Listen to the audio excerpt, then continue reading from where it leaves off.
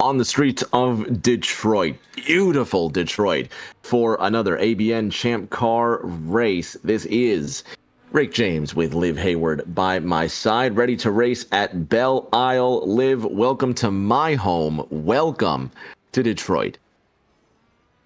Yeah, and welcome to the second street circuit of the season. And if you ask me, one that is even more tricky and treacherous than at Long Beach a few weeks ago. The bumps around here are absolutely brutal, and at the speed that you're taking them, you are going to be on a knife edge the whole way around. So let's see which drivers have what it takes to take it on. I have driven these streets. They are incredibly bumpy. It is as rough as it looks. Now, granted, when you're actually driving through Belle Isle, the streets are not this narrow. Obviously, we're driving through a race course here, but it is extremely unforgiving. Yeah, especially out of turn number 2 and then turn 11. I'd say are the two bid spots where you can very easily find yourself pointing straight towards the concrete. And we do have one fast repair available, but you do not want to take the additional trip down pit lane if you can avoid it.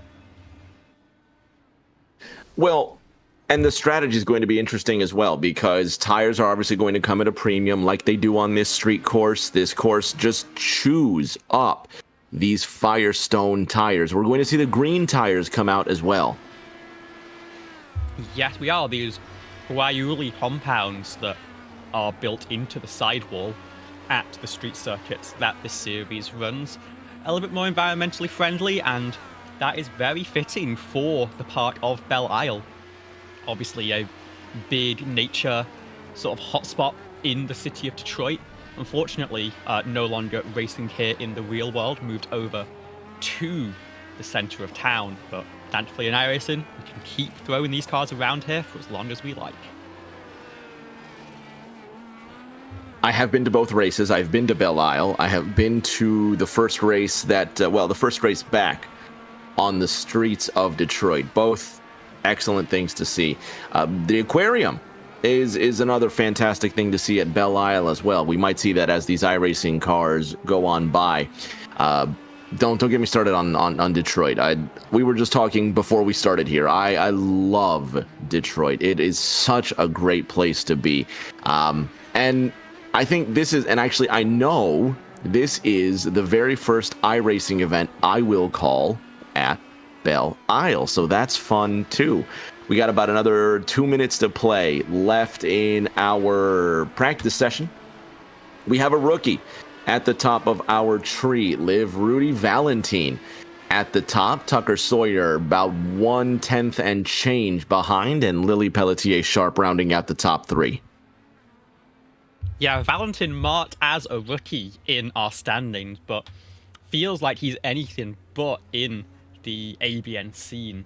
Has been rapidly quick anytime we've headed to a road course in any of our series here, and immediately hops into the number 78 as a favourite to take a strong result here at Belle Isle.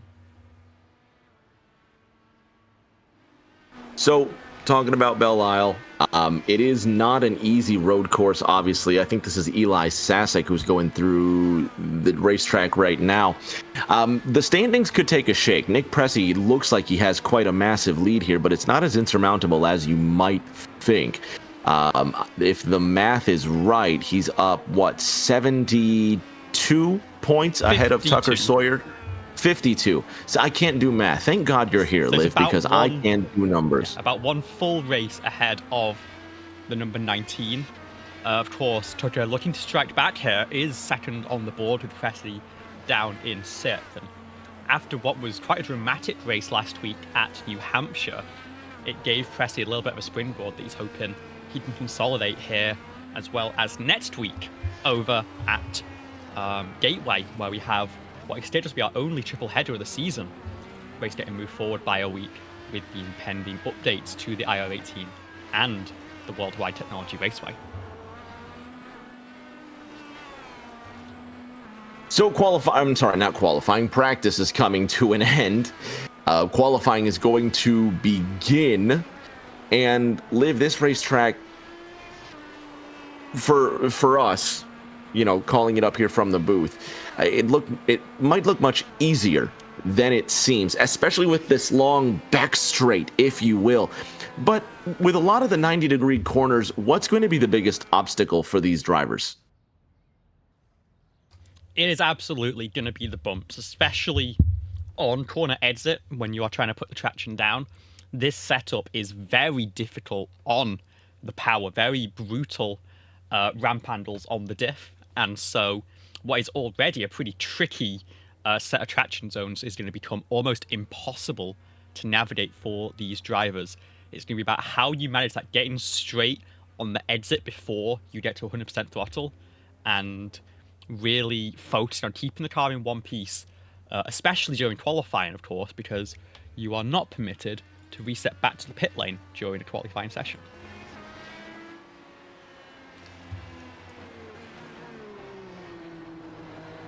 Qualifying just getting underway, looking at Tucker Sawyer in the 19 machine. He's chasing down Nick Pressey, trying to bring that points total a bit closer. So the number 19 Ascent machine out on the racetrack. 4 poles, 4 wins in ABN. Nick Pressey with 4 poles and 3 wins in the Champ Car World Series. 65 starts to his name. He's put in a lot of time.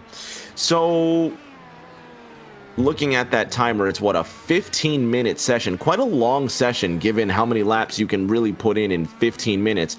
And I think Nick Pressey already making friends with the wall, Liv. Yeah, a little bit of glancing below. The car looks to be in one piece still.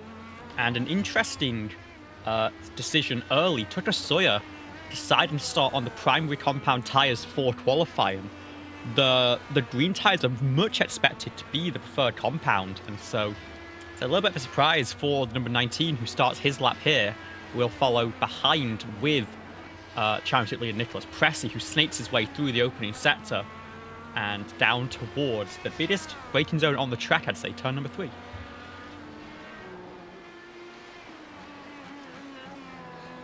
Liv, you were talking earlier about a lap around Belle Isle. We've got that very short front straight here, and it immediately goes into some quick, tight right-handers. Let's go on board with one of our drivers here. Take us for a lap around Detroit.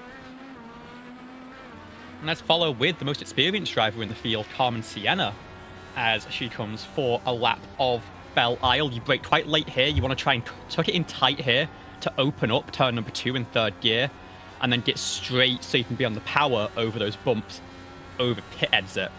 Again, down towards turn number 3, brake as late as you dare, but don't go into the runoff area here, and tuck it in through turn 3. This next section, you're talking second gear, but do not clip the curbs if you can all avoid it, especially at the left-hander of turn number 5 here.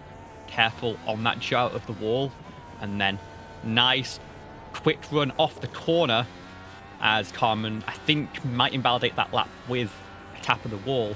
As we come down the back straightaway here, you brake right as these boards start, heavy on the brakes. You can take a little bit of curb there, but I don't recommend it. And then through here, very careful over that left-hand curb, and then keep the rear end underneath you through this carousel section. Keep it tucked in tight for this right-hander of turn 11. And then once again, try and straighten out the wheel before you get on the power. Very treacherous bumps there.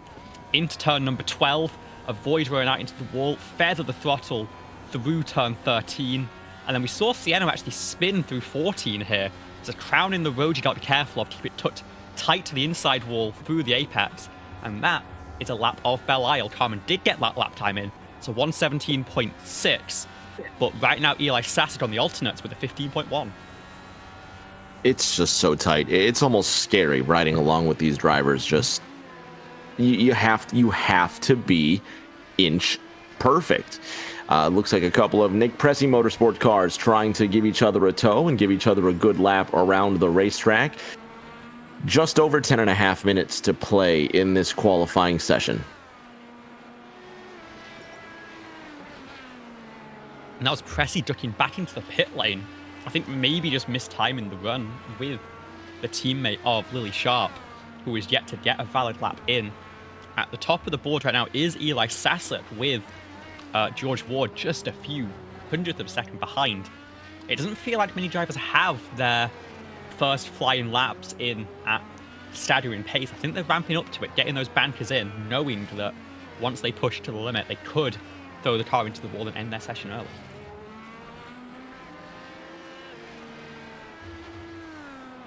Right now, Eli Sasek sits at the top of our tree. Big Pink George Ward in that second position. He's our highest placed rookie so far. Tucker Sawyer running 0.6 behind our behind our leader, Eli Sasek. And this is, I believe, Mo Perry. Liv, what's going on with Perry? Well, we saw he had a missing front end, and it seems like it's on the exit of that corner. And said to avoid the curbs, and not taking that note, he'll bring it back to pit lane for a fresh car. Nicholas Pressey on the way out of pit lane, it looks like, also involved in an incident. This is an outlap for the number 94. Let's take a look at a driver that we haven't seen so far. Jason Duckworth is, oh my goodness, Nick Pressey's absolutely ruined it. Yeah, big damage there. We'll see if he can get that back to pit lane or whether that'll be the end of his session. Hopefully he's able to limp that back around. But who would you want to have a look at here? Just other drivers we haven't seen today. There is Colin McDonough, who's out on the racetrack. Obviously, we took a look at Mo Perry, Chris Ryan, Bryce Saucier, Lily Sharp. All of these drivers out on the racetrack. I think Lily Sharp's got new colors this week as well. And I think Eli Sasek just went purple, 1:14.67. We're about halfway through qualifying, and there's a good amount of action out on the racetrack. Yeah, this is where the lap times seem to be ramping up a little bit. Tucker Sawyer has gone now onto the primary compound tires as Lily Sharp does fly through to complete another lap. Did get one in, got to 4th place, but a little bit of traffic there on the apex of turn 12 is going to cause a little bit of trouble. Another car stricken. I think that might be Nicholas Pressey, who's missed the pit entry and have to tow back to pit lane. Lily Sharp improves to 3rd place. Tucker Sawyer, as we said, on those green alternate compound tires, now looking for an improvement to go for that pole position.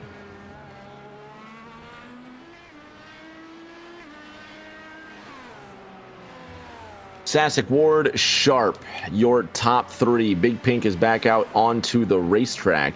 Tucker Sawyer and Jason Scott have both completed almost equal number of laps. Carmen Sienna up there as well, and then Mo Perry now completing at least 4 laps and currently running 4th.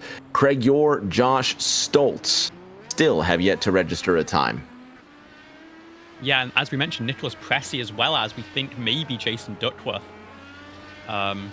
could be done for the session. We know Pressey had to tow from just past pit entry there. Hey, Liv. Mm-hmm. Looks like Valentine just went purple, if I'm looking at this correctly. Rudy Valentine is going to go to the top here. I'm seeing he scored as 1:14.60. So fans watching from home, don't mind the board frozen at 7:24. Just going to keep you up to date here. But new driver at the top, Rudy Valentine, 1:14.60, going 7/100ths quicker than Eli Sasek. George Ward is 3rd on the chart, 0.2 behind Rudy Valentine, then Lily Sharp, and Tucker Sawyer currently in 5th. Liv. Yeah, and right now Valentine is Nicholas Pressey's best friend, because any points he can deny to Tucker Sawyer or Christina Ryan is going to pay off massively for the rest of this race. And for the, as we get into the halfway point of the championship after this time by, that is going to be very important for Nicholas Pressey to hold on to that championship lead. Looking at Tucker Sawyer right now, Christina Ryan's also out on the racetrack. Liv, right now she's trying to put in her very best. She sits 6th, a full second, mind you, behind Lily Sharp. Lily Sharp is 1/4 of a second behind Rudy Valentine, and Chris Ryan is a second behind Lily Sharp. Is there an explanation for the gap in the top 5? I mean, a lot of it's just confidence at a track like this. It's such a commitment-based track, as Tucker Sawyer did slide into 2nd place there, so a great cluster at the front of the field. But we know for Tristina Ryan that she's been having some hardware issues potentially related to the bumps of the circuit. The aggressiveness of the force feedback over the bumps has been causing some monitor connection issues that she's been managing throughout practice, and maybe is why she can't quite find the ultimate pace that the rest of the field can. We'll follow with Rudy Valentin, who is absolutely flying in that number 78 car, already top of the board and looking to go even faster after a quick cooldown lap. Just under 5 minutes to play in the qualifying session. Rudy at a 1:14.59, 597 to be exact. He crosses the line, 1:14.377. He goes quickest again, and now the gap from first to second is a full quarter second. So again, half a second from first to fifth, 1.8 seconds from fifth to seventh. So there's a huge gulf in class, and Rudy Valentin looking to put the rest of his competition to shame. And I believe, Liv, this is his first appearance this season. I believe that would be correct. I'm going to quickly pull up those stats to confirm.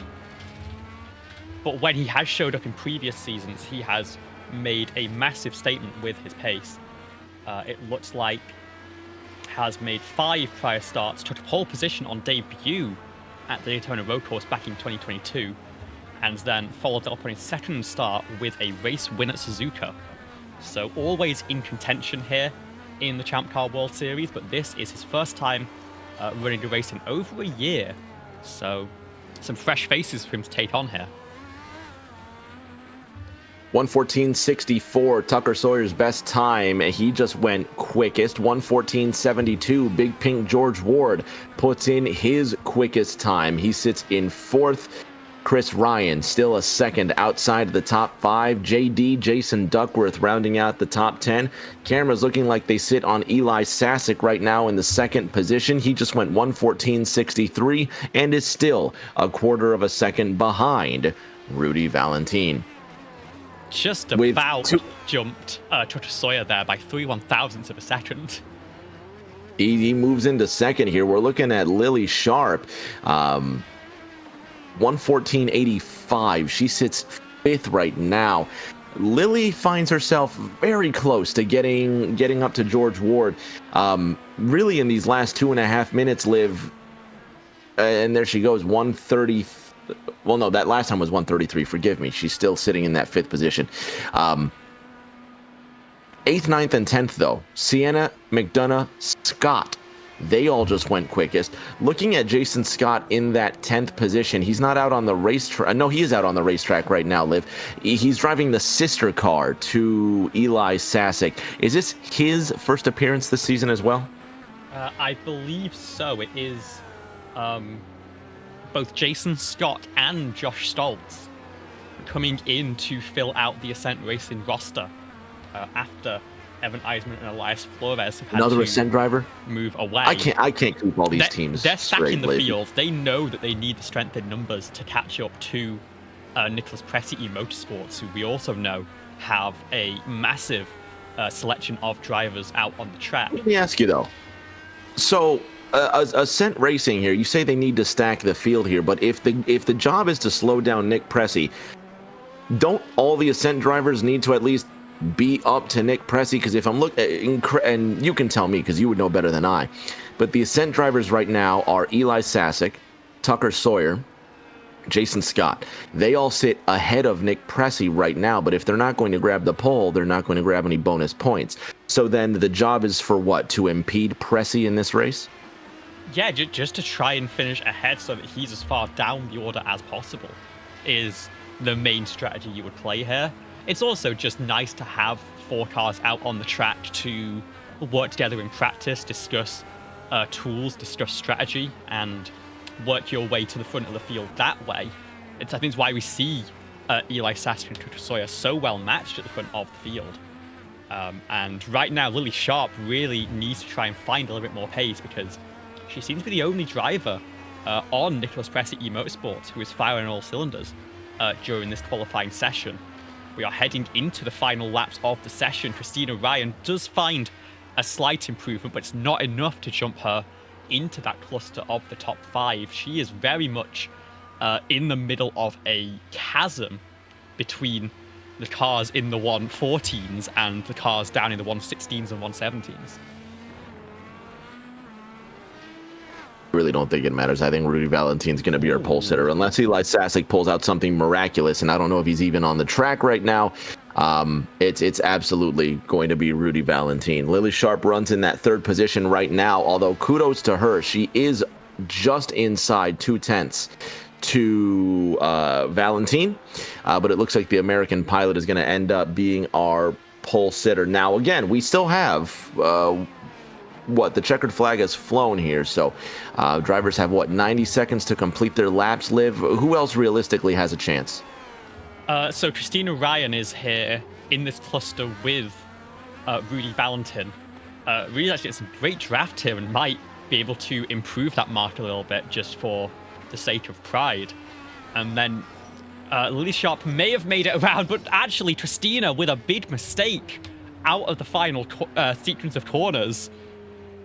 That is going to send her into the barrier and nowhere for Rudy Valentine to go in response. Let's have a look back at that incident and see exactly where things went wrong for the number 6. No, sorry, the P6, the number 80.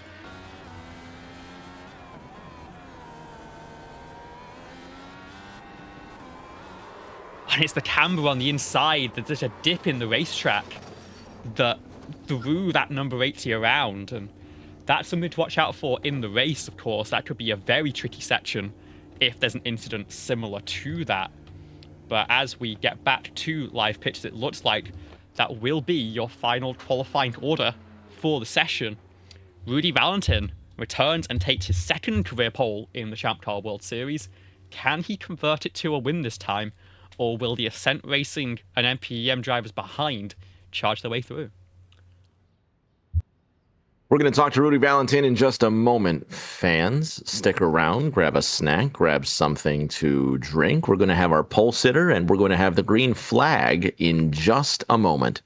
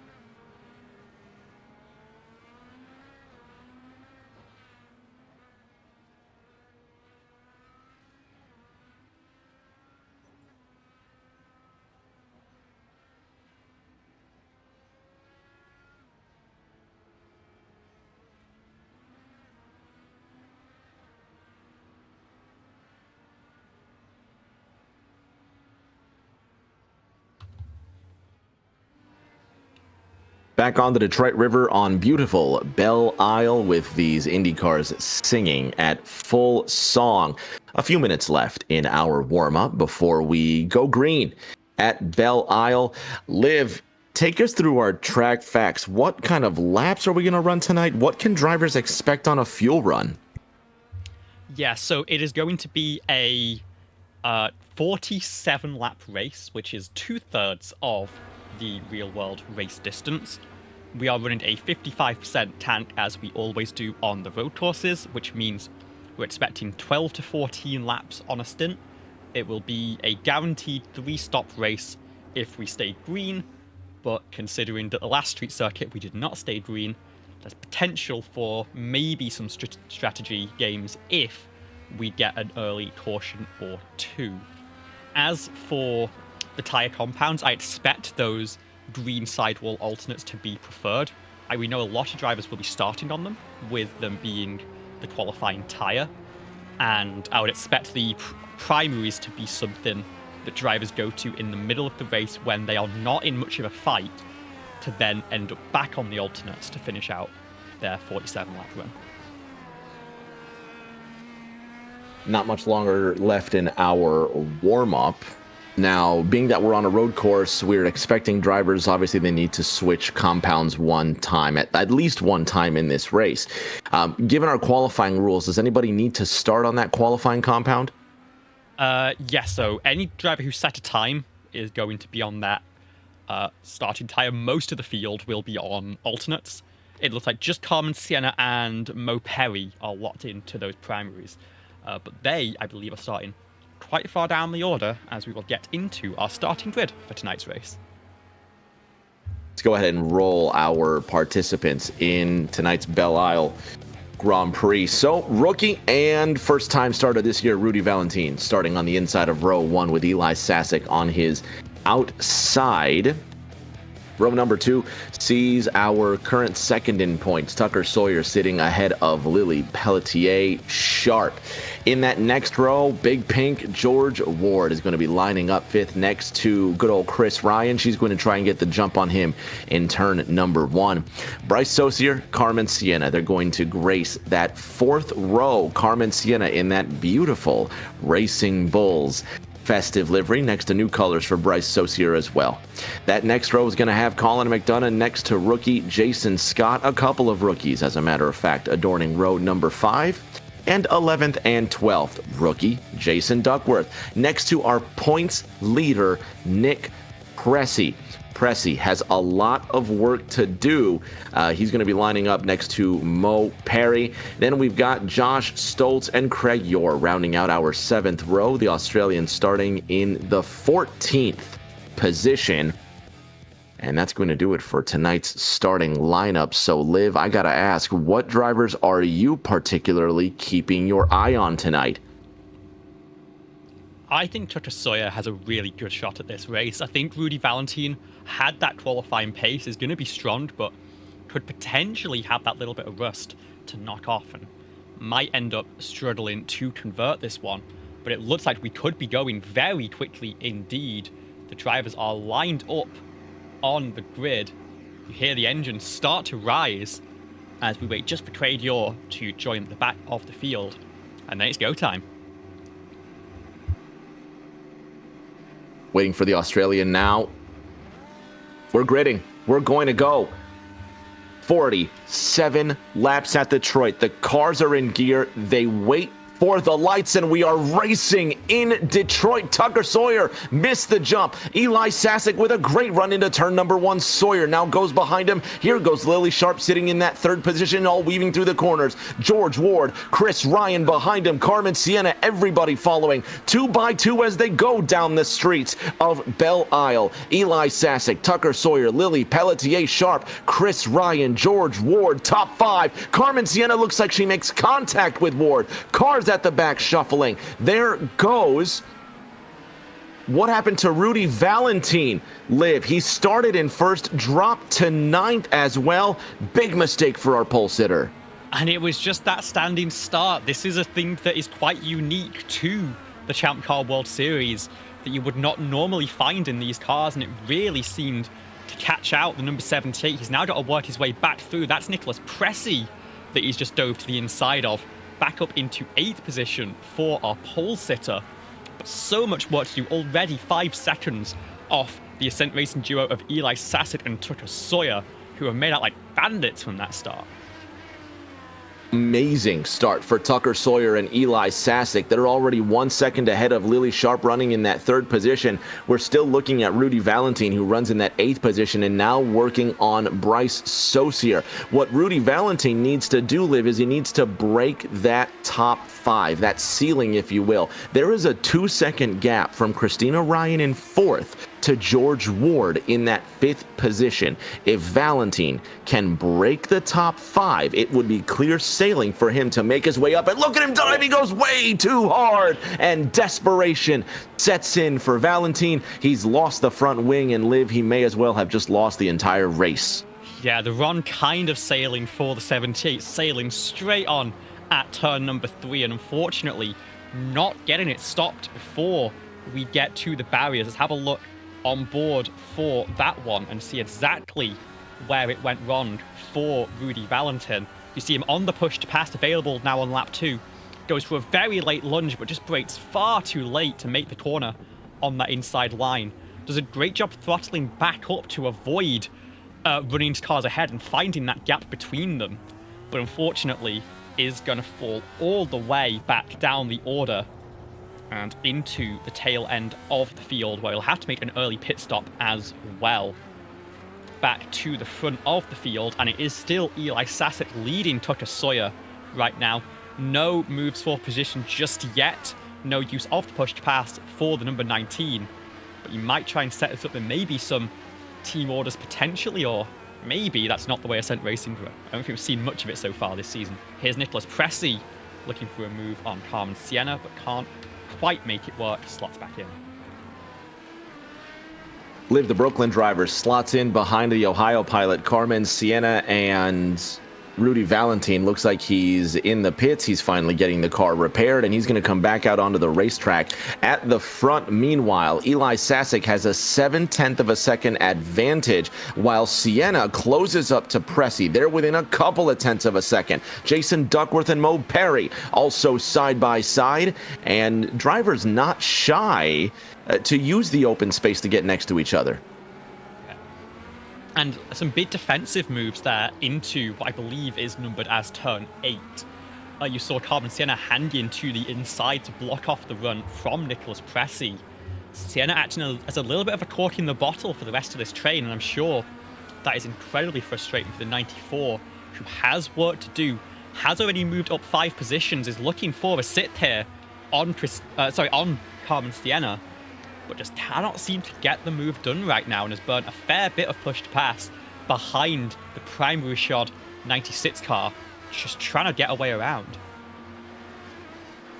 Into that one of the longest straights here at Belle Isle, and then one of the left-handers here, what you might call turns 3 and 4. Ooh. You've got Nick Pressey, one car at the back behind Pressey, behind Sienna, and a couple of cars. Is that Colin McDonough? Colin McDonough's been involved big time. That looked like Jason Scott Jason Scott's okay. But a couple of cars, Liv, really got the bad end of the stick there. Bryce Saucier was one of them. And an absolute nightmare for the Nicholas Pressey eMotorsports crew, as 2 of them end up taking significant damage in the same corner. You see, first of all, this is Bryce Saucier, who just goes a little bit deep in turn 3, doesn't quite get it turned in the same way, and then Colin McDonough, I think maybe in reaction, trying to check up late in the corner, spins around and loses the rear wing, has to limp that back to the pit lane very carefully, as it looks like Christina Ryan has also had an incident from P4. This is with George Ward behind. Ryan, oh, there she goes. Lost the position to Ward, and now struggling to turn it around. We're not even 5 laps into this race, Liv. So much drama. Yeah, and it seems like just a little bit spooked by that late move from George Ward. Does a great job to, first of all, avoid contact, and then to get the car rejoined nice and safely behind the rest of the field, but it drops her down to what is P11 right now, as Bryce Saucier snakes around on the way back to pit lane. But a recovery drive now for her, as side by side into turn number 8, Nicholas Pressey goes around the outside of Carmen Sienna. Carmen will fight it back, and I think maybe a little bit of netto contact there. Spins around the number 96, and it looks like maybe both cars getting away with minor damage there, but Nicholas Pressey has definitely scorched those tires a little bit. And already some early drama, as we have seen before in this series here at Belle Isle. I saw a piece of race car fly off there as well. They did not look like it had been light contact. Bryce Saucier, on the other hand, still driving without half of its front wing. Lily Pelletier Sharp has gone green. The top two are 2 seconds away from the rest of the podium. Tucker Sawyer just made contact with the wall. Eli Sasek is expanding his lead, and running 9th and 10th, Jason Scott, Mo Perry, and Christina Ryan in 11th, all battling for position. What's going to happen in the other 40-some laps of this race? This has been so much action. I truly have no idea. We just about avoided an early safety car, but by the narrowest of margins with some of these incidents that have happened. Bryce Saucier has now pulled into pit lane for that repair.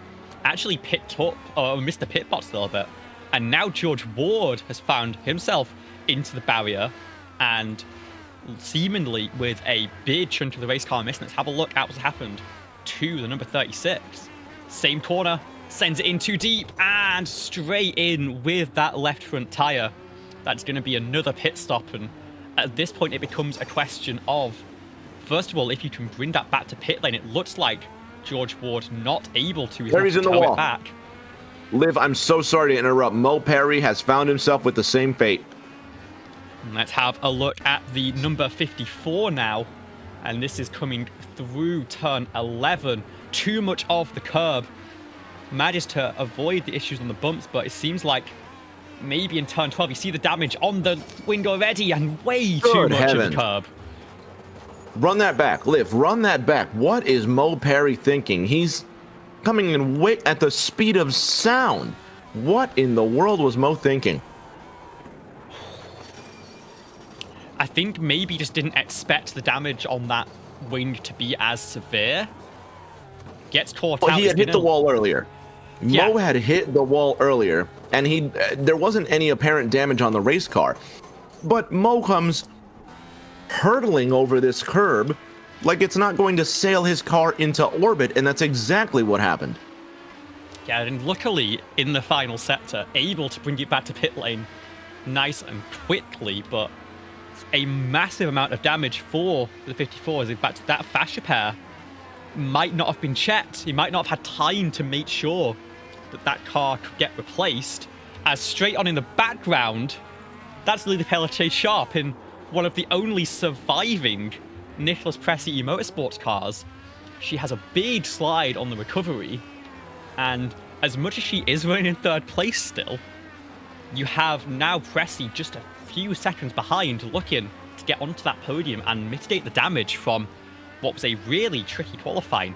He's up 8 positions just by survival, as is, let's not forget, new Ascent Racing driver Josh Stoltz did not set a qualifying lap.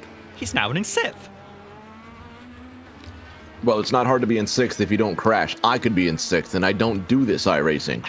We're not going to have any race cars by the time the race finishes. What I will say, not crashing is easier said than done around here.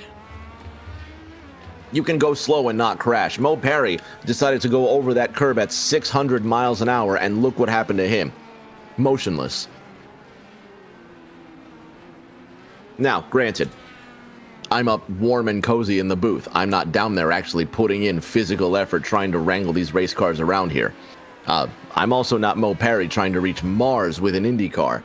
At the front, however, Eli Sasek has broken back out to a 1-second advantage over Tucker Sawyer. Tucker Sawyer was just within I won't say a quarter second, but within 3/4 of a second to Eli Sasek. And now it's almost like the gap is violently ebbing and flowing between them. How many laps are they going to make it on a fuel run? Did we say earlier? 12 to 14 is the expectation. And I think the So we're key 3 thing laps away. here is if we pull up the push-to-pass numbers, these two at the front, who remember are teammates, have not burned a single second of push-to-pass yet. They've not had that pressure. They are willing to work in unison right now just to get themselves through this opening stint as Sawyer hopped Tucker that Sawyer curb a almost little worked bit. himself into the wall. You saw that, didn't you? He hopped the curb, but it fortunately did not end up in a Mo Perry situation. But maybe Eli Sasson has that late run pace as these alternates start to fall off. I honestly think Tucker Sawyer is going to win this race. Just with the ease that Sawyer has climbed up to Sasek, I think the Ascent cars are going to break away easily. Give it the last 5 laps. I think Tucker's really going to squeeze the pressure onto Eli Sasek. What I want to know is how in the world is there a 12-second gap between the top 2 and the rest of the field? That's bonkers. Well, Sharp was holding about 3-4 seconds back until that big mistake in turn number 3, and this is something... She did spin, didn't she? When I was racing here on Monday, it was a big factor. People very aggressive on the brake in turn number 3, and sometimes backing it up just that extra sort of 30-40 meters is going to pay off in the long term, because you maybe lose a tenth of a second each time in that corner, but one mistake there can cost you so much more than that. So, a few laps before these pit stops here, if you're a driver that has not crashed, the object is simple. Be conservative, be gentle coming into the pits. If you're a car that has crashed, if you're a car that has spun, if you're Lily Pelletier Sharp, what strategy are you going to employ to try and claw some of this time back? Well, the key thing is if you have had to make an unscheduled stop or not. I think if you are someone like Sharp, who's just gone a little bit deep, but is still on the opening stint, you just have to run the race by yourself. You have to race the track rather than pushing extra to try and catch up, because that's the way that you compound one mistake into 2 and 3 and 4 and end up in the barrier once again. I think if you're someone who's had to make that early stop, like a Colin McDonough or a Bryce Saucer, you start to think about the fuel save and make sure, if you can, that you can extend these later stints to stay within a 3-stop window rather than having to come down pit lane a 4th or a 5th time. So I think where you are in relation to the leader is not really the priority right now. You just have to race the track and take it on as its own challenge. Because as you mentioned, if you can drive slowly but keep the car in one piece, you can get yourself a very solid result out of this. Jason Scott trying to catch up to Jason Duckworth, and Christina Ryan trying to do the same to Jason Scott. That's 7th, 8th, and 9th, trying to get bunched up before the pit stop cycle. Yeah, I would expect an undercut here from Christina Ryan if the cars ahead stay out. This would be lap 11. She could make it on 3 12-lap stints. She's going to stay out this time, but of course it's a street circuit. Overtakes are tricky and they are dangerous. If you can get a move done on strategy instead, either with an undercut or an overcut, it saves you a lot of headache trying to get the move done on the racetrack, as in fact, Bryce Saucer has picked up another meatball flag. I think that could be the 0-7 out of the race. Let's have a look at how that's happened. For those that don't know, Liv, to cut in here, explain for those that don't know the meatball flag. Right, so it is a black flag with an orange circle, and it is a requirement from race control to stop and repair the car for a situation like Bryce Saucer is in, where the wheel is hanging off almost and the car is not safe to drive around at speed. Unfortunately, with a meatball in these cars, it often requires use of a fast repair to fix it back up, and Bryce Saucer has already been in pit lane, used his one fast repair to get into a spare car, and is now in that situation again. Here comes Christina Ryan, who gets around Jason Scott after a mistake on the exit of turn 11.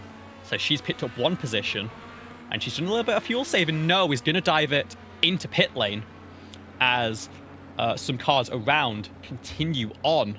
And in fact, that is the strategy. Eli Sassett pit at the end of the last lap. Tucker Sawyer was fuel saving that whole way. He will go on to lap 13.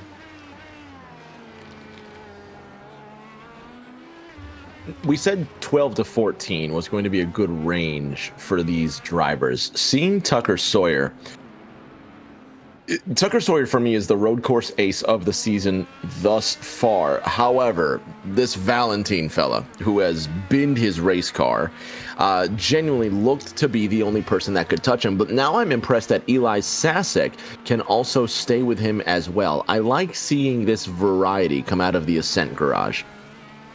Yeah, of course. And not to mention, Josh Stoltz is currently completing the podium on debut for Ascent Racing. He has yet to make that pit stop, of course, will fall down the order a little bit, but has done a great job doing what he needs to do in that number 43. Eli Sasek flies through the final set to him, and it's a race now to see whether he manages to beat Tucker Sawyer out of pit lane. Here is the number 19. And that black car that's going to fly past here, that is Eli Sasset. So they will leave the pit lane in the same order that they entered. They are both now taking that primary compound stint. So we'll see how these drivers handle the different tyres in the second phase of the race. So now that the track's got rubber into it, now that the track has genuine character and it's got life and it's got heat in it, what are the drivers going to do with this new compound? For example, if you were on the soft compound and now in the hard, or vice versa, where does your race change? It's just about being so much more cautious on the brakes, ultimately. You are going to have a much longer braking zone on the primary compound tyre. It'll fade a lot less aggressively, but honestly, with how short these stints are, you weren't noticing too much fall off with the alternates anyway. So it's more just about taking the race a little bit slower, knowing that there's going to be less mechanical grip available, and really getting these tyres out of the way so that in the next pit stop you can go back to the green sidewalled alternates and run out the rest of the race. At least that's what we think. Maybe some drivers are going to prefer this compound and are going to try and run out the rest of the race on it. As Duckworth finally pulled into pit lane, a 14-lap stint for the number 73. He Good pits for him. from third position. Jason Duckworth isn't a driver that we would expect to sit in the top 10, but it's good to see different drivers trying different strategies, because really, what else are you going to learn just trying the same things at the back? So I applaud that bravery from Duckworth. It's good to see drivers giving new ideas a shot. Yeah, absolutely. You're never going to beat the drivers at the front by following in their footsteps, because they just have that little bit more experience. You've got to try and catch them flat-footed here.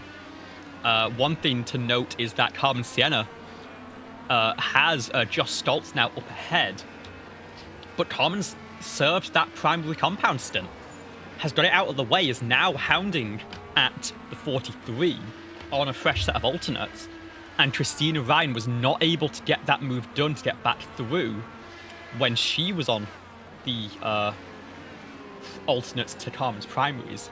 She's lost that opportunity now, and she'll have to take the slower tyre at the end of the race. So where's the trade-off then between those two drivers? Like, who in terms of, it sounds like the driver with the softer compound has the advantage now, but of course there's one more pit stop looming where they're going to have to make this change. And given that the drivers are going approximately 12 laps, drivers are going to need to save fuel to make sure that they can make it the additional laps that they need to. Yeah, it's more about the one time you take the alternate, or the primaries, I should say, because once you've taken each tyre once, you have free choice for the rest of the race. And Carmen is the one who has gotten that out of the way now. Carmen to whatever she wants, but she's going to go straight on, makes a late move under braking and catches the brakes awkwardly. She'll rejoin the track just ahead of, that's Jason Scott, who gets distracted by Carmen up ahead and ends up into the barriers. And that car is absolutely ruined, as is Jason Duckworth behind. Let's have a look at, first of all, this incident for Jason Scott on board. And you see, tries to hold it tight on exit and is not used to that line ultimately.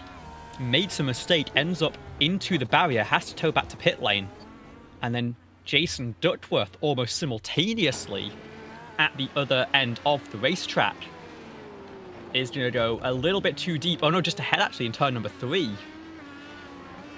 And also rips off the wing and does some damage to the wheel. So a couple of late dramas in the midfield as we get back to live pictures here.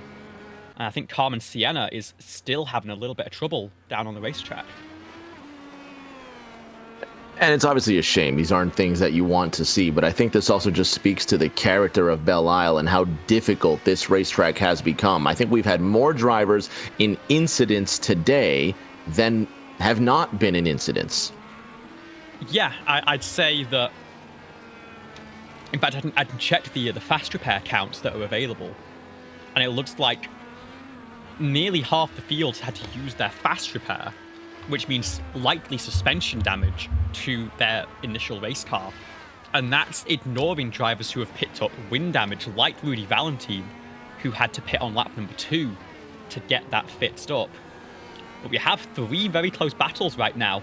Tucker Sawyer and Eli Sassett are streaking down into turn number 3 together. It looks like Sawyer will tuck in behind. But this is the interesting one. Here's the team orders that could come through. Nicholas Pressey is on the faster tyre, is going to go to the inside of Lily Sharp here. But Lily's going to fight it around the outside, and Nicholas Pressey's going to have to almost force his way through in turn number 3. If I was the team principal in that 94 car, I would be a little bit confused as to why Lily chose to fight that on the primary compound tyre. But that's a question for him to ask post-race, I suppose. Nicholas Pressey up into the podium positions. And still a long way to go. Still an extremely long way to go in this Belle Isle Grand Prix. We are 18 of our scheduled 47 laps into this race. Looking at the upcoming races on June 4. So we have a break next week. On June 4, the Champ Car World Series is going to be at Gateway Motorsports Park. Another break after that. And then June 18, the ABN Studios 300 from Kentucky Speedway. Flat, fast, just the way we like it. Mid-Ohio on the 2nd of July, just before American Independence Day. The Grand Prix of Ohio is there. And then a week later, just an hour west of here, at the Michigan International Speedway, the US 500. Liv, I have been looking forward to that race all season. Tucker Sawyer heard the Michigan 500 and he gave a little bit of a tail whip because he's excited too. That race is going to be amazing. And before we go on to our next topic, Rudy Valentine has gone purple. Olivia, 1:14.80. Yeah, has a point to prove, you gotta say, is flying in that number 78 car, but is unfortunately a full pit stop behind the race leaders. Is not going to be able to save for a 3-stop with how early he had to make that dash into pit lane. That US 500 is going to be really exciting. That is the final race before our summer break, and crucially, it is going to be a race, our first race with the new, or first big oval race, I should say, with the new IR18 that's coming in just a couple of weeks' time. Gateway got pushed forward to next week specifically to avoid the patch week because everyone is going to be learning the new car in week 13. But it is going to be a party for those final 3 rounds before the summer break, and I cannot wait to see how this car races at a track like Michigan, which is always a fan favorite. I love a new formula. There's always a new formula. There's new excitement. It's literally it's a brand new toy, isn't it? It's a brand new toy that we all get to play with for the first time. And especially with this version of the car being here for essentially the last 3 years, of course, the licensing debacle has sort of stalled development briefly, but we are back in full swing, back in full support with the real life series, and it means that we get these incredible new developments that, combined with some of the new iRacing updates, like the most up-to-date tyre model that they have on action right now, the road course racing especially is going to be so good. I've driven that tyre in cars like the GTPs and the Lotus 79, and it is a fantastic tyre. I cannot wait to get my hands on it in what is my favourite car on the service.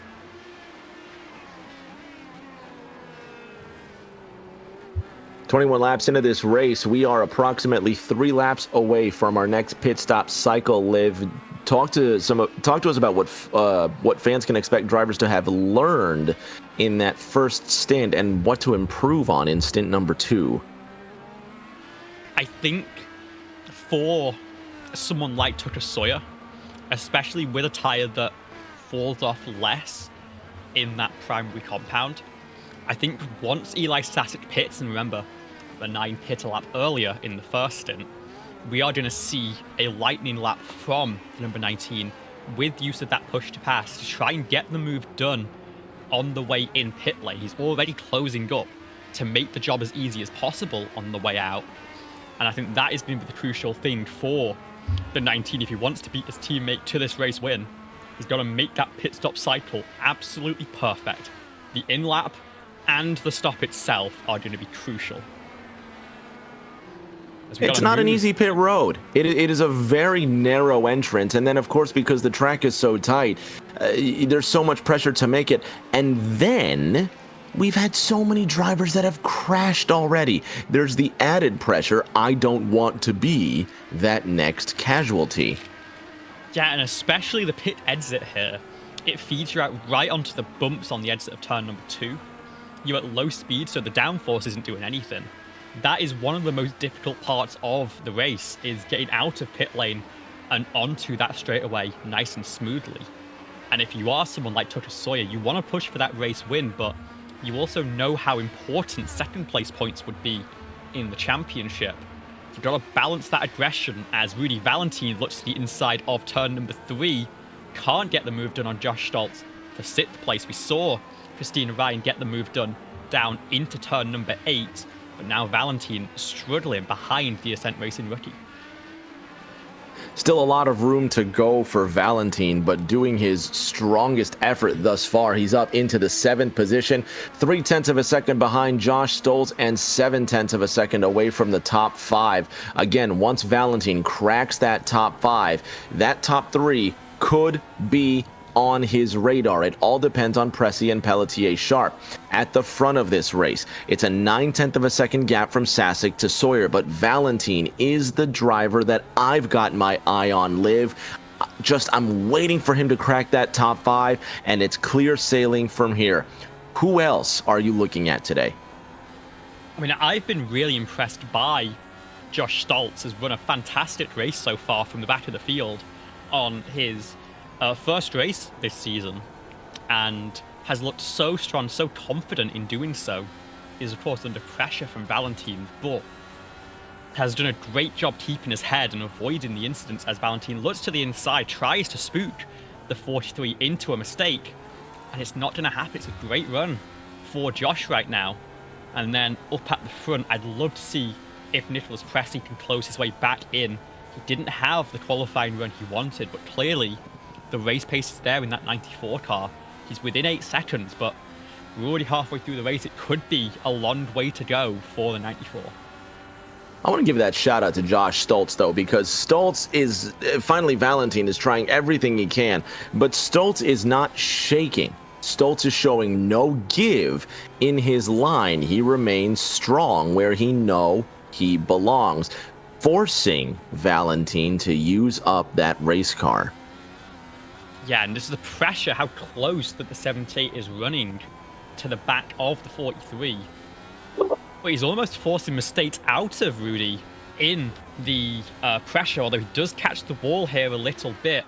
That could give the opportunity, but turn 1's such a tough spot, and I think he gives that one up, realizes that he's going to end up making a mistake if he has to withstand that pressure for much longer. Move Josh Stoltz back to 7th, but still up 7 positions, and Rudy Valentine's recovery drive moves him now into P6.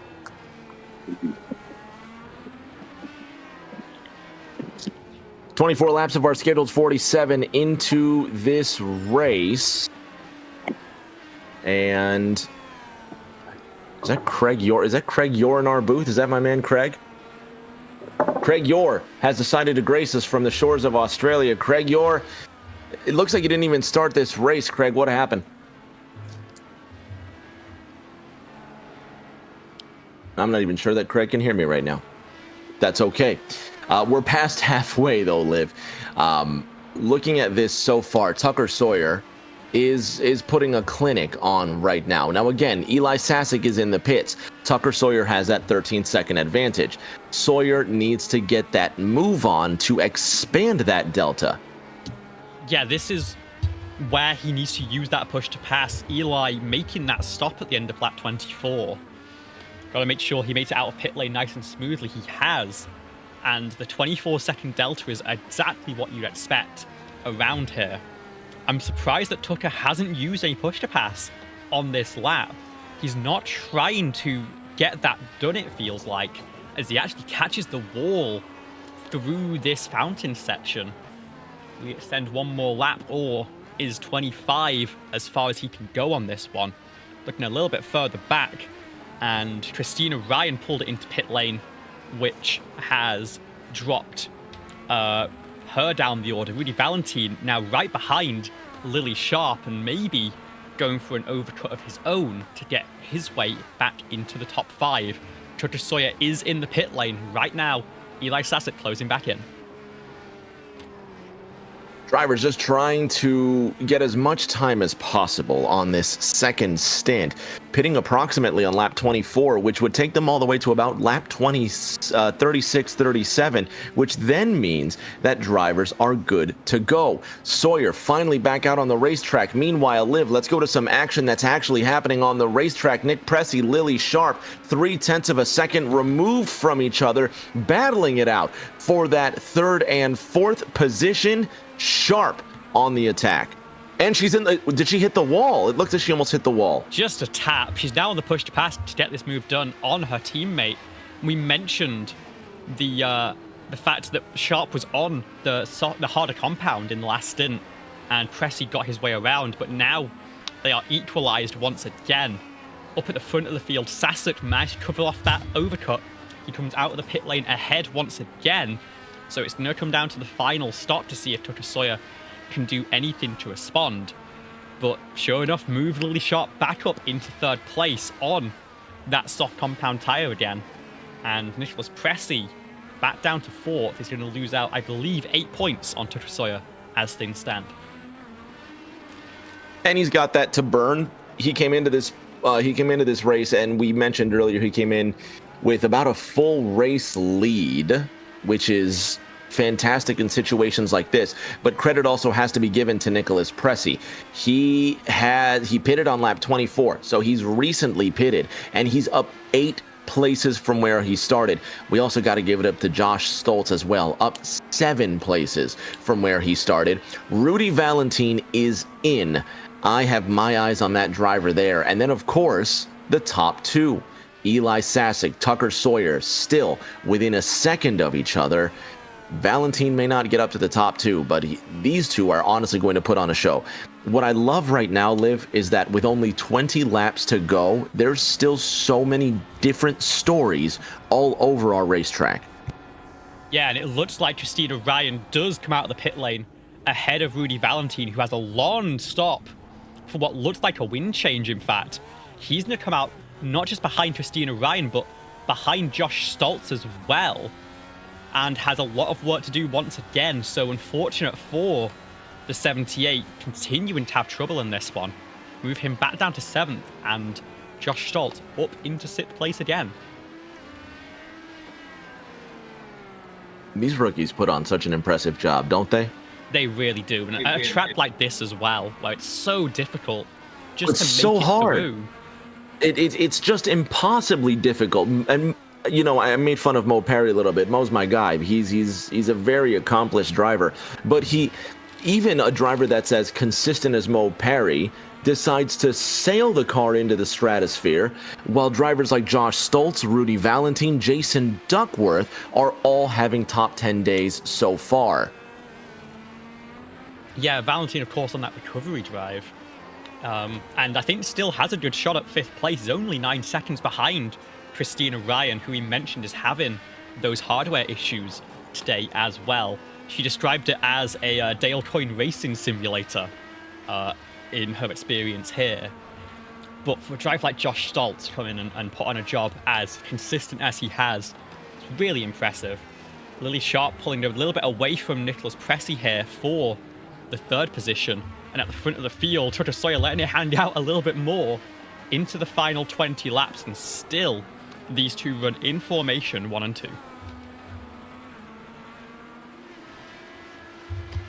And as we look at this field coming through, there's in fact a battle between Jason Duckworth and Carmen Sienna here on slightly different strategies, but still looking to put a lot of pressure on, as Christina Ryan in fact made a mistake, I think, down into 5th place.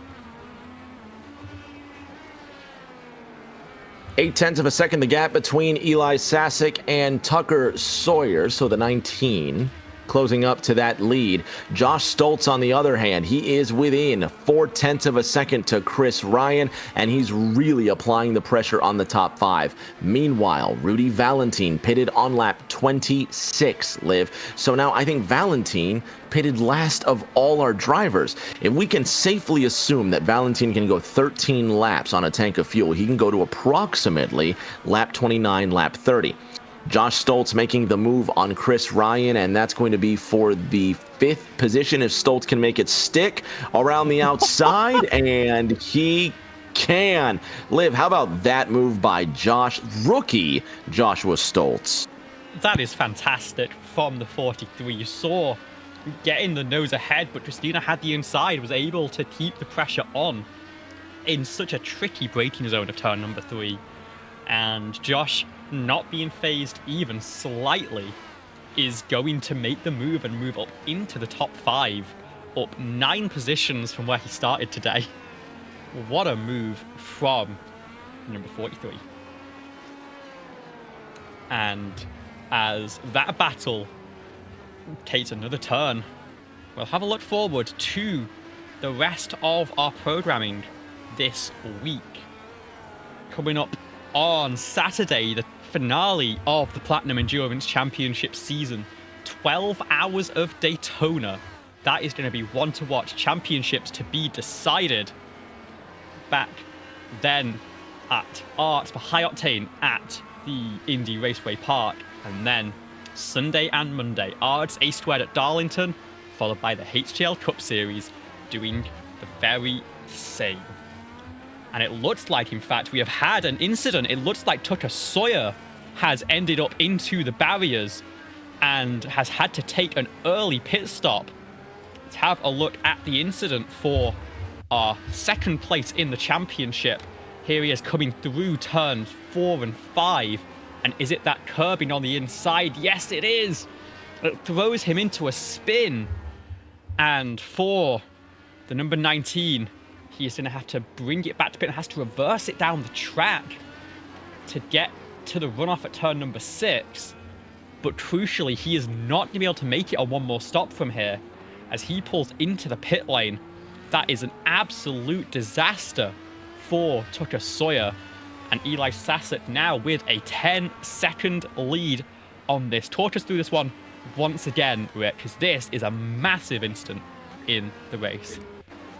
Not only a massive incident in the race, but in the points as well. You see Tucker Sawyer gets a good run off the curb there, just coming into the slow right-hander. And again, he's running, he's got good pace, good control of the race car, but the curb upsets him in that just quick left-hander there. And I'm not sure what turn that was, but Sawyer, you can see just reversing the car, trying to get out of the way almost, well, that's some expert driving by Tucker. I didn't expect that, but a disappointment. However, it's not new tonight, Liv. Once again, the curb just reaches out and grabs another victim.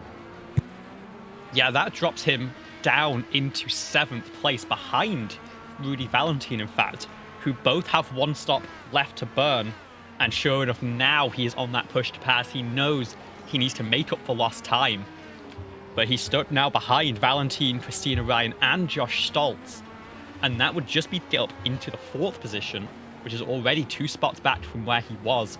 It promotes NPM into a double podium position, and now Nicholas Pressey is looking to extend his championship lead, whereas just a couple of moments ago, he was looking to mitigate the damage.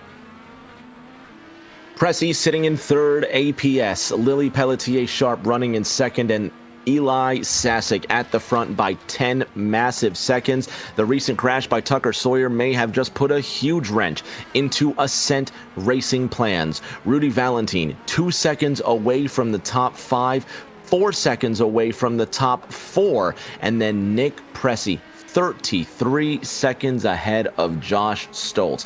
It is a massive gap, but what I absolutely love is just that the golfing class between 2 drivers has now become 1 driver, Liv. All eyes on Eli Sasek at the front. Absolutely. You know, what a fantastic drive it's been from the number 9. He's controlled this race the whole way and has not been fazed by the pressure that has been put on by Tucker Sawyer. I know teammates, but they've been in nose to tail the whole day. Now Tucker Sawyer following behind Rudy Valentine and really looking to get a move done. And he's putting so much pressure on, but he's already made a mistake recently. And there's a little bit of concern that he could end up making another and falling even further down the order. He is hounding the back of the number 78 right now. And there he goes to the inside into turn number 1. Can he get the move done? Yes, he can, up into 6th place using those softer compound tyres to get ahead. And now he's just got to defend into turn number 3 and then set his sights forward on Christina Ryan. Valentine ducks to the inside, and he just doesn't have the move to get around Tucker Sawyer, so he will tuck into place. Sawyer, with his fresh tires, is immediately pulling away from Valentine in that 78. Meanwhile, in the 2nd position, Lily Sharp has a 0.6 of a second lead over Nick Pressey. Nose to tail, same distance as Tucker Sawyer and Rudy Valentine, 6th to 7th. We are 13 laps away from the end of this race. Drivers that pit now, Liv, should be good to go on fuel. However, drivers that don't pit, I can't see anybody trying to stretch it from here. Tucker Sawyer pitted on lap 30. Jason Duckworth pitted on lap 31. Duckworth would need to go 16 laps to make it. Is that even possible? It's not happening at any decent pace. It's everyone except maybe Duckworth and McDonough, who are a couple of laps down here, would have to make the additional stop. For all of our front runners, as you can see the stint lengths that they all have on the side, they will all have to make the pit stop, including Tucker Sawyer. It's just a matter of how late they stretch it so they can have the freshest tyres possible in those dying moments. In fact, there's a battle going on here, and what on earth is happening Sawyer's to in the Tucker wall. Sawyer Is that with Valentine? more damage? Oh, Valentine's been damaged as well. Chris Ryan was, I don't want to say she was the catalyst, Liv, but have another look. Coming to 13 laps to go, it was Chris Ryan, Rudy Valentine, Tucker Sawyer in what looked like a turn 4, turn 5 incident. Ryan with the advantage. Liv, here comes Tucker Sawyer around the outside. And, oh, well, he just tried you tell to me. There it is. There, it looks like Tucker Sawyer had misjudged the exit a little bit. Nowhere for Valentine to go. Is that what happened to you? Yeah, Christina Ryan obviously went to the inside to defend, but in my eyes did a great job hanging to the inside and leaving the space on exit. Tucker just tried to take too much, and that is going to be race done for the 19. You see the wing handing off. You see there's damage to the front suspension as well.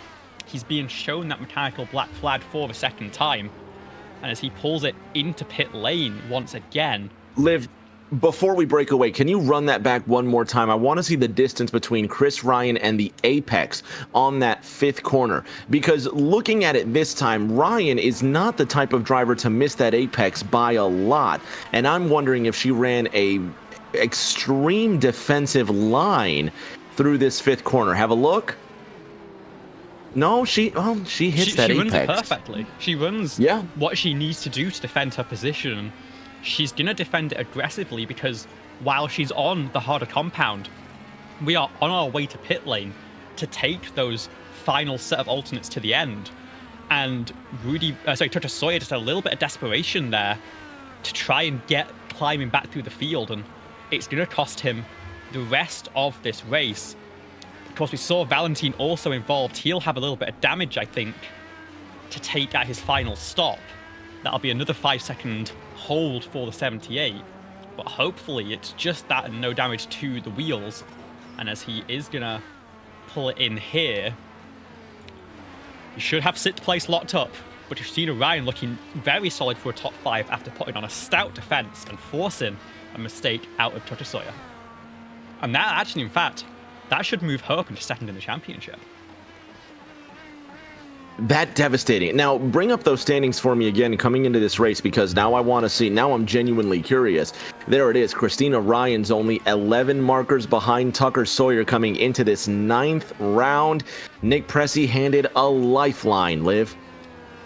Yeah, and this has been really the story of the season for Nicholas Pressey. He's just been ruthlessly consistent. We've seen mistakes from Tucker Sawyer here and of course at Sonoma as well. Nicholas Pressey, while he's not always been a front runner in the field, has always made sure to bring the car home in one piece. And as Sasset pits from the race lead, comes out into second place, just 16 seconds behind Lily Pelletier-Sharp. Nicholas Pressey also pit behind and is 12 seconds back of your net race leader. And the question now becomes, who will come out ahead once Sharp makes that final stop?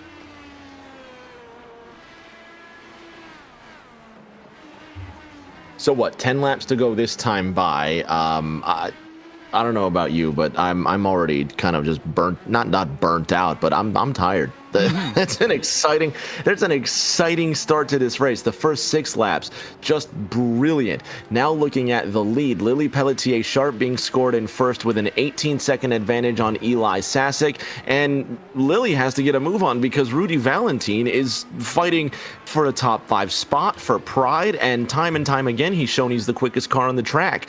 APS in the pits again, and now Sasek on the hunt for the top spot, Liv. Yeah, and he'll get this without too much trouble. Sharp is not far enough ahead there. She'll cycle back out into what will likely be second place, but we'll see what Nicholas Pressey can do as Eli Sasek finally gets that push to pass uncaught for this final stint. I guess he's going for the fastest lap of the race, going for that bonus point. May as well make it a nearly perfect weekend. Only the pole position point being denied from Eli Sasek right now.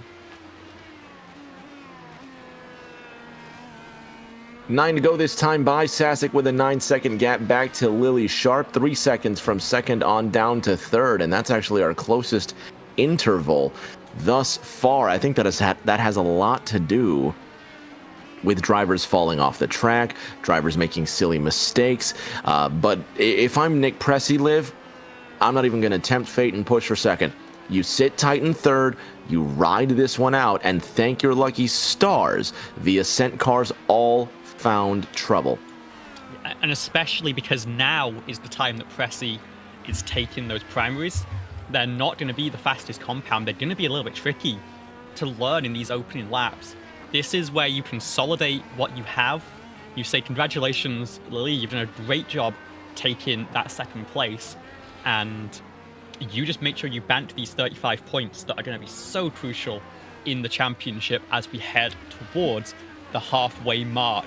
Our final pit stop in the lead group is complete, and Josh Stoltz has come out of the pit lane 6 seconds ahead of Christina Ryan.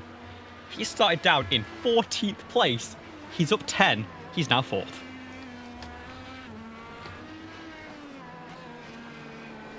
Where did Josh Stoltz even come from? Now again, let's be factual. Let's be practical about this. Josh Stoltz is up 10 places from where he started. He has run a brilliant race. A lot of our front runners have crashed out of this race. That is no fault of Stoltz. However, look at the gap. there is a 34-second difference between Josh Stoltz in 4th and Nick Pressey in 3rd. I'll give you this. The gap from 3rd to 4th is 3/4 of the size from 4th to 6th. I'm sorry, 4th to 7th. There's a 45-second gap from 4th to 7th. There's a 34-second gap from 3rd to 4th.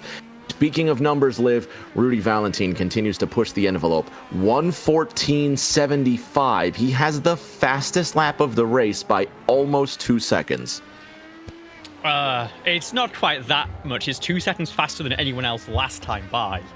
But has half a second over Eli Sasek, okay, who was not able to take the fastest lap with his push to pass. But even that's how tired my eyes are, Liv. I'm looking in the wrong time columns. It's impressive. Yeah, no, and it shows how much he's pushing to try and get back to Christina Ryan. Of course, made his own mistake early, but has been caught up in a lot of other carnage since then, and still has a very good shot as he slides around turn number 9. He's got a chance at 5th place still, if not 4th, if he can close in on Josh Stoltz. All of these drivers on the alternate compound tyre to finish out the race. And unfortunately for Rudy Valentine, he's running very low on the push to pass, but Christina Ryan is actually in a slightly worse position than he is. And so I think there's still a shot for the 78 to find that 5th place in the dying moments.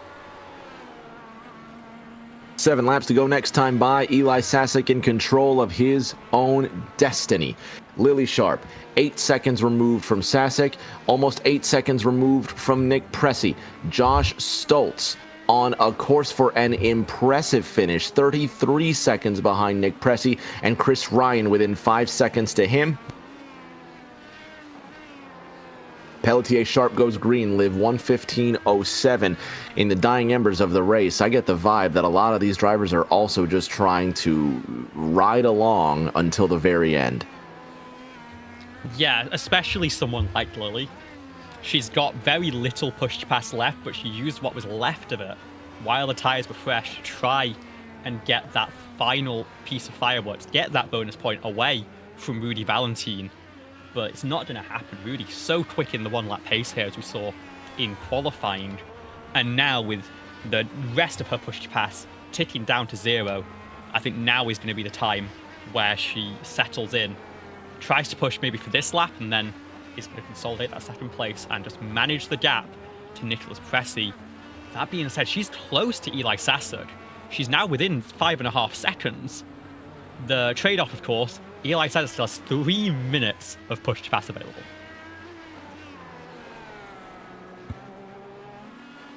It's still quite a gap to climb. Rudy Valentine is about to cross the 1 second threshold. He's going to catch up to Chris Ryan again. So now Ryan has to play extreme defense while 5th place is under siege from Rudy Valentine. My only question is, with all respect in the world to Rudy, let's see if he can make it without crashing this time. Now, to his credit, the last incident was not his fault. And I don't think the incident before that was his fault either. Valentine is easily the fastest driver here, without question. However, the botched start and the 2 crashes have kept him down in 6th. Imagine what his race would be like without at least 2 of those mistakes. Yeah, and of course we've seen Christina's defensive drive and how well she can hold on to a position. She's got the alternates on now as well. She was defending on primaries against Tucker Sawyer.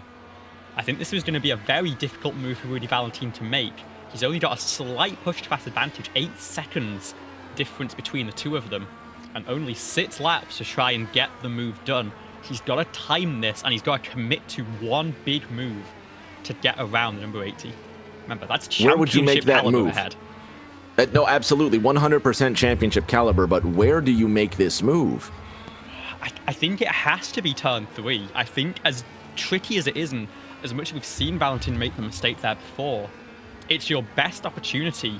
The corner down here at the end of the back straightaway is so tricky to, first of all, follow onto, but then get a move done and committed when you can very easily defend the inside with how the wall curves away on that curvy back straightaway. I think it has to be down into turn number 3 after that opening sequence and just be as brave as possible on the brakes and try and get to the inside if Christina will let you. If Christina will let you are the operative words in that phrase. Coming to 4 laps to go, half a second is the gap. We're riding on board Rudy Valentine, going through the final few corners. There's the pit entrance, there's the final corner, another lap on board at Belle Isle, going through the quick right left 1 2, headed up to the right-handers 3 and 4. It is a very, very quick interchange. Valentine goes to the inside, definitely not enough room to make the move. He hits the curbs in 3, tags the curbs out of the exit, and gets ready for 4 again. Live with the lapped traffic ahead. If I'm Rudy Valentine, I wait for that traffic to get in the right place and use my push to pass to get around Ryan. Yeah, this is the best opportunity for sure. Both drivers on the push to pass now. Christina knows this is where Rudy's going to go for it. He tries to get to the inside. He gets his nose there, has to back out of it on the way into the corner. Colin McDonough will not decide this fight. And Christina holds on to P5 with just 4 laps to go up the line. Both drivers have just 8 seconds of push to pass remaining. That's not even enough time to run down a full straightaway. It's going to be so difficult for Valentine here, but here's Carmen Sienna, also 1 lap down, who could end up deciding this as they streak through turns 1 and 2. The opportunity is not really there to let these drivers pass until the exit, so the aero wash is going to come into play for Christina. And now on exit, Carmen holds to that right-hand side, which is going to lift off for these drivers. But it's a little bit awkward. Christina goes to the inside, covers off the corner, and Valentine can't get the switchback. I think Valentine's going to get her. I think Valentine is going to get Chris Ryan one way or the other. He just needs to be patient and continue that pressure. Ryan is very defensive headed into the corner, and Valentine almost knows when he doesn't have enough room, so he kind of does a feint or expects Ryan to almost fall for one of those moves. Here goes Valentine again, just ducking his nose to the inside, seeing if he can force the issue. Watch again after the first couple of corners, Liv. I think Valentine, as they're both out of push to pass, Valentine is going to have to be on his game and keep that pressure here. Here comes the final corner. Watch after 1 and 2. I think Valentine is going to make his approach then. Yeah, and let's not lose track of some of these other drivers. Josh Stoltz is very much managing the gap, only 3 seconds ahead of this fight right now. And then Lily Sharp is closing into Eli Sasek, but the number 9 has the resources to defend if he needs it in the dying laps. Both drivers not able to get the best run through 1 and 2, but Valentine just not close enough without the help of push to pass. He's trying to get into Christina's head with those moves, but the honest answer is that once you've done that 3 or 4 times, the car ahead stops paying attention to the mirror. They know that you're not going to go for anything with that move from so far back, and it just becomes additional scrub on your tires going over the bumps. And I don't think Valentine has enough left in. I think he needed that push-pass advantage to get the move done. And he couldn't use those lappers as a pick to make it work. 2 laps to go for your race leaders. It's going to be 2 at the line for Christina Ryan and Rudy Valentine. And he's so close, but passing on a street circuit is never easy. I think Valentine's going to give it everything he's got here. Obviously he doesn't have another choice, does he? But he gets extremely close to Christina Ryan here.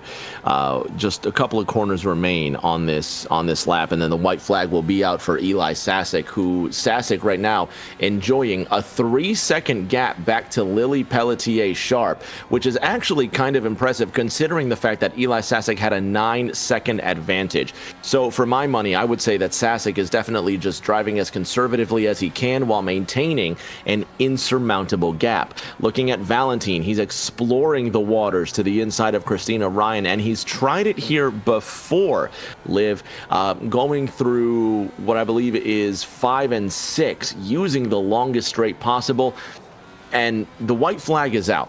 So this will be it.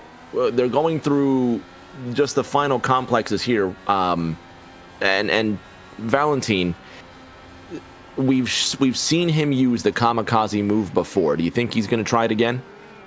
It's possible. He's got one more time around because just at the other end of the back straightaway right now is Eli Sasek and Lily Sharp, who are on lap 47 of 47. He's trying to force a mistake out of Christina. He knows that there has to be a gap opened up to get this move done. It's so tricky to make a move when the car ahead is on rhythm. But again, he just keeps making those ducks to the inside, and it's not quite working out. They're going to come through to start their final lap. Christina actually has a bit of a tough run through here. This could be an opportunity. We'll follow on board for just another second. Christina defends to Valentine the inside. to the outside. We'll see if they can get it done. Christina has the inside. Eli Sasek has come across the line to take the race win. But further back, Christina Ryan manages to hold on through that sequence. A great side-by-side battle between them. It's going to be one more chance down the back straightaway, but Valentine doesn't get the power down out of turn number 6. Tail whips it on exit, and it looks like with the last opportunity, the last long straightaway, fizzling out for the 78, that could be all she wrote. Lily Sharp is going to finish in second. Nicholas Pressy is going to round out the podium. Josh Stoltz is just a few seconds ahead with a fantastic run. Oh, and Valentine sends it in. He's turned Ryan. Valentine sends it in. He turns Ryan. Valentine's missing his wing. He does let Ryan go. I think Valentine was fully aware of what he attempted. Did not overtake Christina Ryan. And Eli Sasek coming away as your winner. Rudy Valentine really sending it in, but he's going to allow Christina Ryan to come across in that 5th position unofficially, and Rudy Valentine unofficially in 6th. Great finish. Yeah, and what I'm going to do here is I want to roll back and watch that entire final lap from these two, because it was such an incredible battle. This is actually the final lap and change. Let me run it this way. We should be at the start of the final lap here. You see this battle down into turn number 3 between Valentine and Ryan. She covers the inside as she's done all race long there. Manages to leave the space for Rudy Valentine, but then through turn number 4, she just gets the nose ahead to clear into turn number 5. You're then going to see on the wheel here for Rudy Valentine, massive hand-over-hand correction to get onto the back straightaway. We thought this was when the race was done for Valentine. A great save, but having to settle for 6th place. But then, where was the move coming out of this fountain section in turn 11? Was there really a gap available? Or did he just... No, there really wasn't. You saw Christina opens up the steering to leave a little bit of room. Rudy still makes the contact. It's desperation, but ultimately you can understand it after such a long battle, and Rudy does do the right thing. Lets Christina retake the position, and it'll be 5th for Christina Ryan and 6th place for Rudy Valentine. What a finish. Great run. Eli Sasek will celebrate on the front straight. We're going to collect our top 3. So it's going to be Sasek, Pelletier, Sharp, and Pressy on the podium. Fans, don't go anywhere. We're going to have our top 3 in just a moment.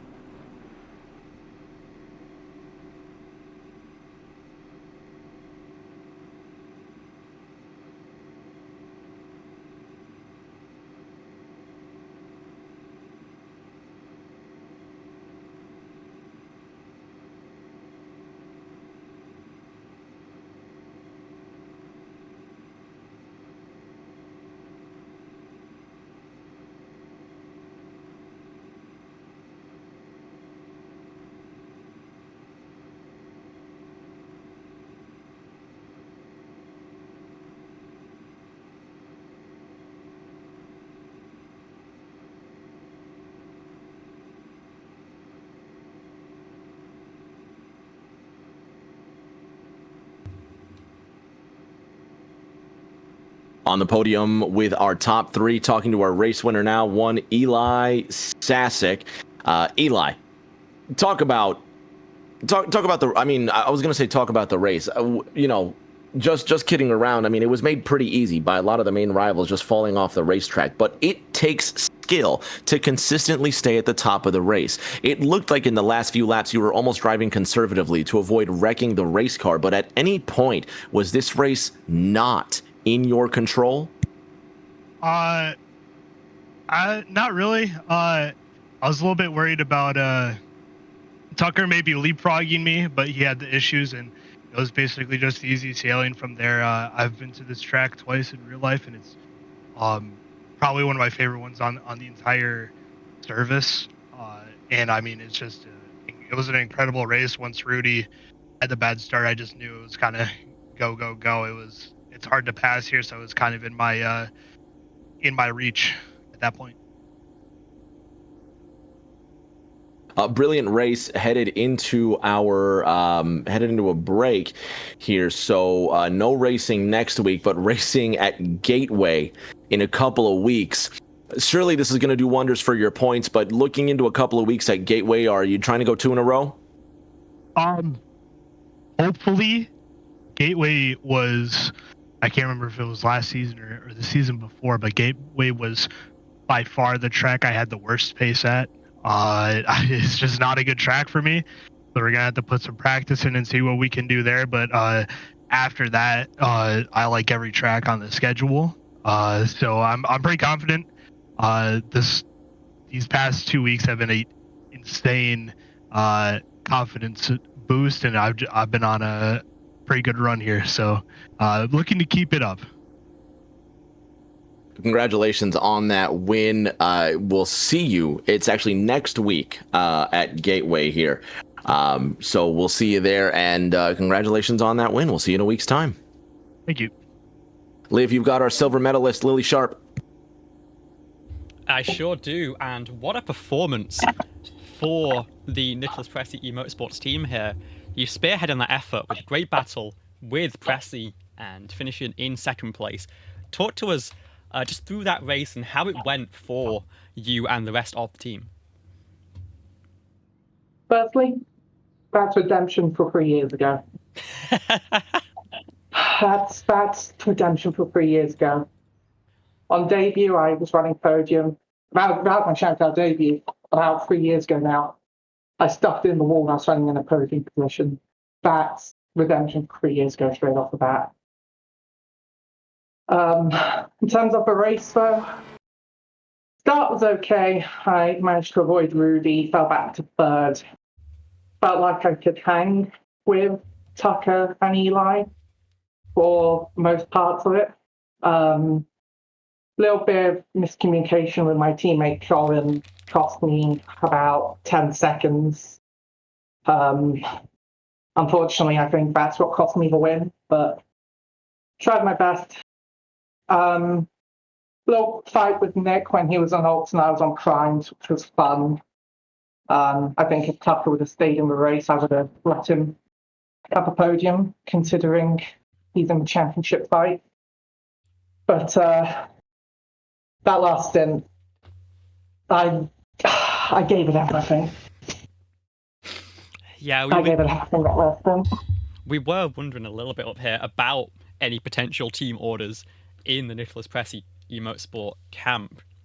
Interesting to hear that the championship is being prioritised for Nick here, but of course with some of those contenders falling by the wayside, gives you a chance to take home a little bit more glory. And I want to say congratulations on that second place finish, bringing home a 2-3 for the team.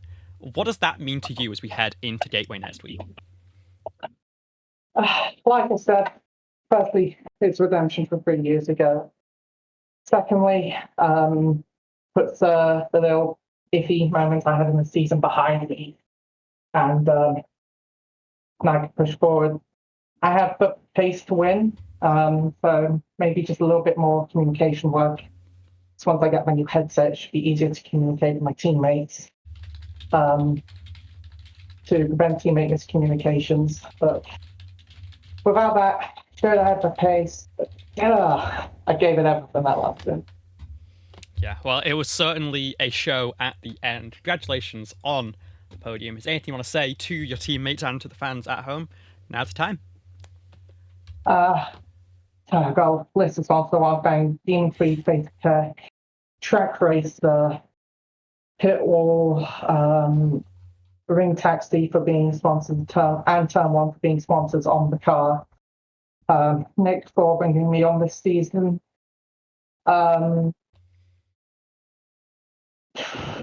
Yeah, that's it. Sounds good. We will see you over next week. With a better mic for once. Hell yeah. We look forward to that. And Rich James is standing by with the team principal and third place finisher. With our bronze medalist now, Nick Pressey, who was handed a lifeline in this championship fight. Nick, a lot of your rivals from Ascent Racing dropped out of this race early. It was an extremely difficult match, but looking into the points here, you keep your advantage for the most part heading into next week's race at Gateway. Surely now the championship has to be what's foremost on your mind, given the not the danger, but just given the advantage going into this race by Ascent. Is it all just championship focus from here on out, Nick? Believe it or not, no. I feel like a total barnacle head. Qualifying was abysmal. That's the first time I think I've ever crashed out of qualifying in Champ Car history. It's like, since we instituted the policy that we couldn't come back out on track. So that being said, to have started that far back after all the practice the team put in, I feel like it was a missed opportunity this week.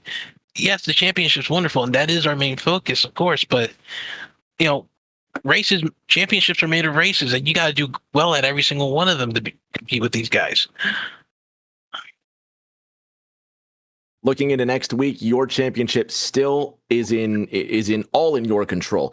Headed into next week's race at Gateway, is another podium going to be the expectation next week?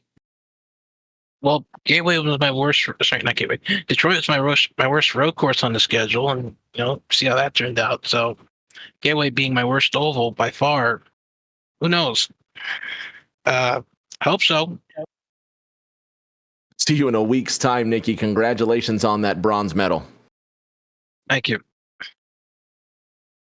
Liv, for many drivers, you could say that this week was disastrous. For other drivers, they were handed a lifeline headed into the 10th race. We're halfway done after next week. These are the standings going into round number 10 of 20.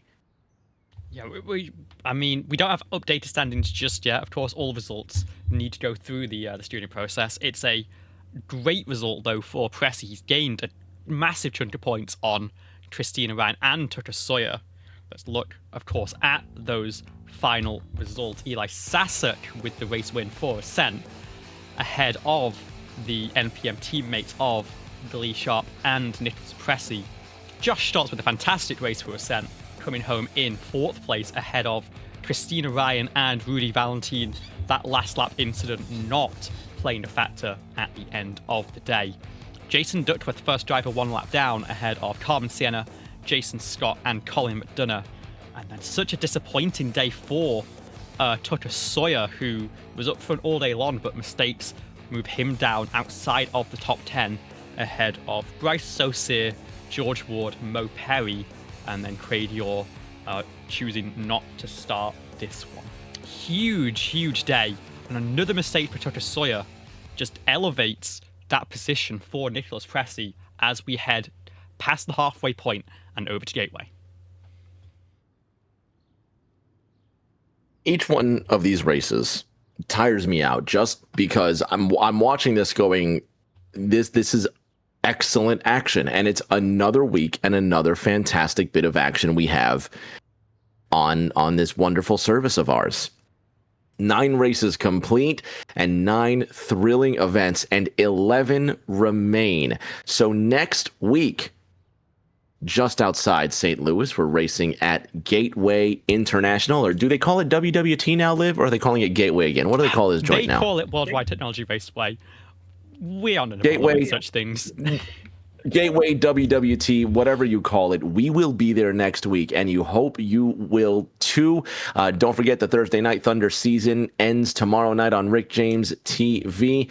And until that race, everybody, please stay safe. Do take care of each other, and we will see you all around the corner.